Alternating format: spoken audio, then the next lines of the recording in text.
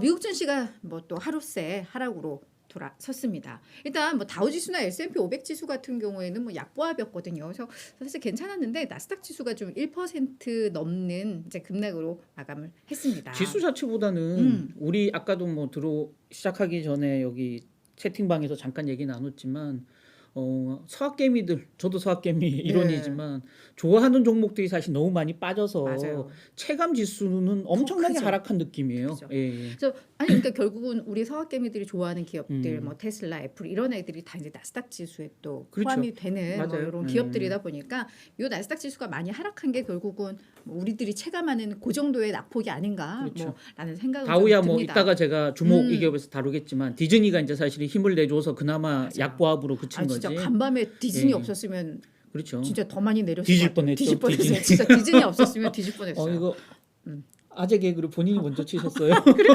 이게 좀, 그러네. 예, 예, 간염이 예. 됐습니다. 네, 아중 개그. 전염됐습니다. 예, 예.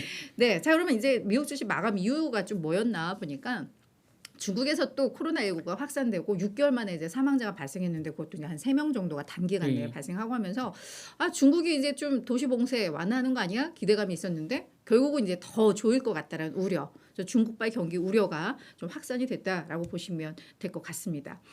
그리고 이제 지금 추수감사절 24일 날 연휴 그 휴일이잖아요. 그래서 사실 이번 주에는 뭔가 거래가 뜸할 것이다라는 이야기를 했었는데 실제로 이제 관망세가 짙어지고 있으니까 뭐 이런 뉴스 하나하나에도 좀 변동성이 커져버리는 뭐 이런 흐름들이 좀 나타나고 있다라면 보면 될 것 같은데 근데 지금 뭐 월가에서도 이게 하루하루 뭔가 보고서들이 좀 다른 것 같아요. 이제 바닥 왔어 이랬다가 또 그렇죠. 한쪽에서는 웃기지만 이제 큰 랠리를 준비해야 돼. 뭐 이런 상황이잖아요. 그래서 그렇죠. 투자자들은 의견들이 많이 엇갈립니다. 그래서 뭐 이걸 받아들이는 우리 투자자 입장도 조금 헷갈릴 수밖에 없다. 맞아요. 그래서 뭐 다만 이제 그 월가 자체는 음, 컨센서스는 좀 있는 것 같아요. 정통 음, 월가는 기본적으로 그 이전부터도 사실은 비슷한 얘기를 음, 했었잖아요. 베어마켓 랠리가 나올 때 사실 현금 비중을 늘리고 주식을 줄여라. 그렇죠. 내년 1분기나 뭐 봄, 여름 되기 전에 음, 그때 이제 그 전저점을 한번 또 깨고 내려갈 거고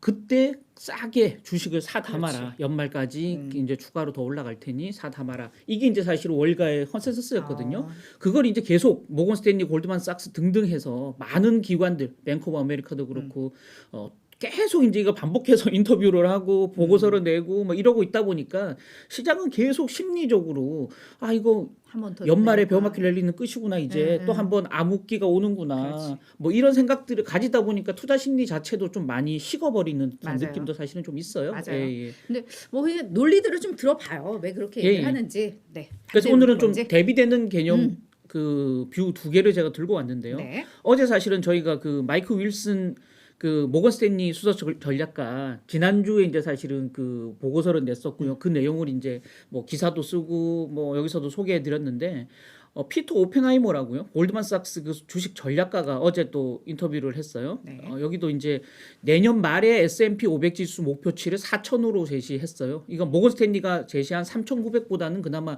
100포인트 높은 편인데 그래도 지금 현재 간밤 주가에 비해서는 1% 정도밖에 이제 안 오른다. 주가 맞아요. 지수에 비해서. 1년 동안. 그래서 너무 좀 사실은 그렇죠. 네. 예. 그러려면 사실 저런 상황에서 지금 순간 그다음에 내년 말이 뭐 플러스 1% 정도라면 모건 스탠리 전망으로 보면 플러스 0.7이거든요. 뭐 그 정도라면 사실은 푹 빠질 때 사지 않으면 투자 수익을 내기가 이제 버거운 그렇지. 1년 동안은 투자 수익을 내기가 버겁다. 이렇게 좀 볼 수 있는 거고요.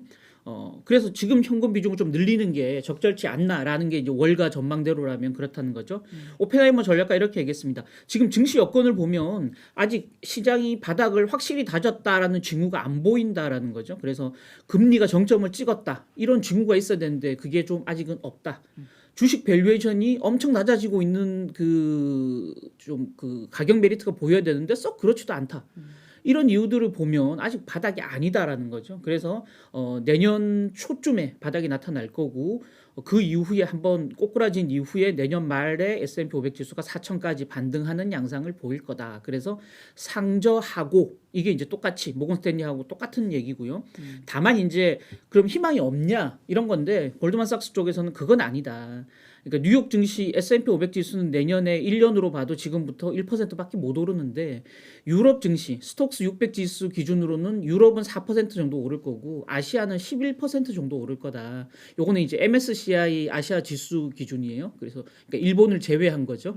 그래서 아시아 시장이 오히려 그 아시아 신흥국 시장에 기회가 있을 거다 이렇게 보고 있는 것 같아요. 그래서 다 그 이유는 중국이 뭐 아까 조금 말씀드렸지만 다시 이제 사망자가 나오면서 코로나 다시 시골 지역을 중심으로는 좀 이제 외곽 지역을 중심으로는 다시 봉쇄를 강화하는 거 아닌가라고 했지만 내년까지 본다면 중국 제로 코로나 정책이 좀 풀릴 거고 중국의 부동산 규제도 3년간 계속 규제를 해왔으니까 이 부분이 조금 완화되면서 아시아 증시의 강세 어떤 요인을 만들어 줄 거다라는 거죠. 그래서 골드만삭스는 미국은 뭐 주가가 많이 지수가 많이 빠질 때 저가에 사면 조금 투자 기회가 있을 거다.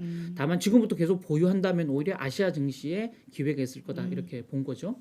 역시 뭐 대표적인 월가 강세론자인 제레미 시걸 교수는 내년 증시 20%더 뛴다 이렇게 CNBC 인터뷰를 또 했어요. 그래서 내년에 주식 시장이 기본으로는 15% 최대 20%더 상승할 거다라고 봤는데요. 그 랠리의 출발점은 바로 연준이 통화 긴축 지금 기준금리를 올리고 있는데 그걸 중단하는 신호를 보내는 그 시점이 증시 랠리의 출발점이 될 거다라고 얘기했고요. 이르면 이제 올해 말이면 연준도 지금 인플레가 마무리되고 있다라는 걸 인정할 거다, 받아들일 거다. 그래서 12월 FOMC에서 50bp 금리를 올린 이후에 금리 인상을 중단하겠다라는 그 시사를 보낼 거다, 신호를 보낼 거다 이렇게 보고 있는 거고요. 이때부터 주식시장에 큰 랠리가 올 거고 이때가 안 된다면 늦어도 1월부터는 강한 상승 랠리가 올 거다 이렇게 본 거예요. 그래서 정통 월가의 투자은행들하고 월가 주변에 있는 이 학계나 뭐 다른 전문가들 사이에 의견이 좀 엇갈리고 있습니다만은 어쨌든 지금은 조금 현금을 실탄을 조금 확보해야 되는 시점은 아닌가라는 느낌은 사실은 좀 들어요. 예. 근데 사실은 뭐 이미 고점에서 사가지고 물려 있는 상태에서 그렇죠. 현금을 좀 확보하는 게 좀 어려우니까 그렇죠. 그냥 버티는 거죠. 뭐. 예. 존버. 네. 비자발적 존버죠. 예. 맞습니다. 자, 저희 지금 오늘도 우리 수피아님, MG5님, 인니님, 성희름님, 네, 또 와주셨고요. 우리 성희름님은 야 내년 목표가 4천선이면 지금 뭐 다른 투자 수익은 어려울 거고 배당주로 해서 배당 성장주로 하는 그렇죠. 것도 대안이겠다. 뭐 이것도 좋은 아이디어가 아닐까, 뭐라는 생각이 좀 듭니다. 자, 월가 이슈 뉴스 두 가지만 전해드릴게요. 오늘은 간단하게. 예. 대기 시간 더 길어졌다. 아이폰 14 프로 고가 모델들. 그래서 여전히 이제 정저우 공장이 어려운 것 같아요. 가동률이 많이 낮은 것 같습니다. 그래서 JP 모건은 말씀드렸지만 이 애플의 그 어베일러빌리티 트래커라고 사용성 추적기를 계속 이제 그 단말기마다 장착해서 이게 대기 시간이 얼마나 걸리는지 고객 손에 들어가는 그 순간까지 시간을 계속 측정하고 있는데요. 뭐 그렇습니다. 지금 아이폰 14 그 프로급 모델이 지난주보다 지금 더 대기 시간이 길어졌다라는 거죠. 지금 주문하면 내년 1월쯤에 이제 제품을 받아볼 수 있다. 그럼 지금 11월 22일이니까 한 2달 반. 아니 뭐야 무슨 현대차도 아니고 현대차는 뭐 2년 기다려야 된다는데 그 정도는 아니지만 예. 하여튼 4주 전 가장 짧았던 대기 시간보다 지금 17일 더 늘어났다라는 거예요. 너무 늘어났고요. 정저우 공장 뭐 한때 가동률이 50% 미만으로 떨어졌다 그랬는데 아직까지 가동률이 올라오지 않은 것 같습니다. 그래서 공급량이 수요를 전혀 따라가지 못하는 상황이 벌어지고 있고 이런 상황이 좀 더 길어진다면 그 애플의 이제 2023 회계연도 1분기 그러니까 이번 연말에 대목을 좀 기대하기는 어려울 거고 실적이 생각보다는 안 좋을 수 있을 것 같아요. 그래서 그렇게 본다면 올 연말 아니면 내년 초에 실적 발표할 때쯤 애플 주가가 좀 바닥을 찍고 갈 수 있지 않을까라는 느낌도 드는데 하여튼 뭐 요런 그 트래킹 데이터들은 애플의 실적 면에서 다음 분기 실적에 대한 좀 임플리케이션이 있어서 계속 전해드리고 있고요.